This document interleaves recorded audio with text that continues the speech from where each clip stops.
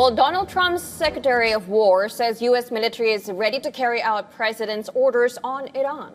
And Iran has already vowed to instantly hit back.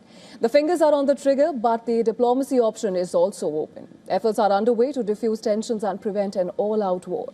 Now, several governments in the region are trying to push the U.S. and Iran into talks to head off a possible conflict. Iran's Foreign Minister Abbas Araghchi will travel to Turkey for talks aimed at preventing a U.S. attack.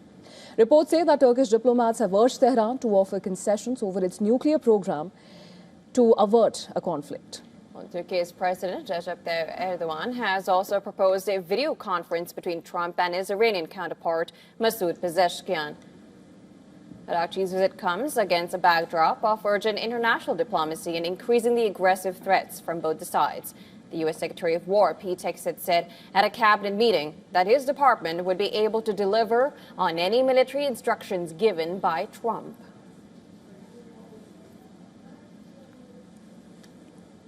You may want to say something about the large fleet of ships that's heading over to the Middle East. Same thing with Iran right now, ensuring that they have all the options to make a deal. They should not pursue nuclear capabilities. We will be prepared to deliver whatever this president expects of the War Department.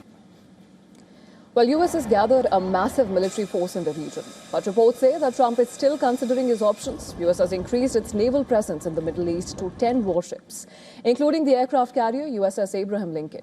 And when asked about it, Trump said he had talked to Iran and was planning to talk to them in future as well. We have a lot of very big, very powerful ships sailing to Iran right now, and it would be great if we didn't have to use them. Iran has threatened to instantly strike U.S. bases and aircraft carriers in response to any attack. Talking to state television, an Iranian brigadier general told state television that U.S. aircraft carriers have serious vulnerabilities and numerous American bases in the Gulf region are within the range of Iran's missiles. Now, reports coming in from Iran indicated that Iran was already taking precautions in case of an attack. An unconfirmed report said that Tehran's mayor has ordered to convert the city's metro stations and underground parking lots into public war shelters. Iran has also announced a live fire naval exercises next week in the Strait of Hormuz. Press TV reported that the drills will be carried out by the naval forces of IRGC without specifying exact dates or the scale of the exercises. The Strait of Hormuz is a strategic waterway through which around 20% of the world's oil supply passes. The European Union has designated Iran's Islamic Revolutionary Guard Corps as a terrorist organization. Now, Britain is also bringing in new legislation to do the same. The action against IRGC comes over its role in the deadly crackdown on recent mass protests.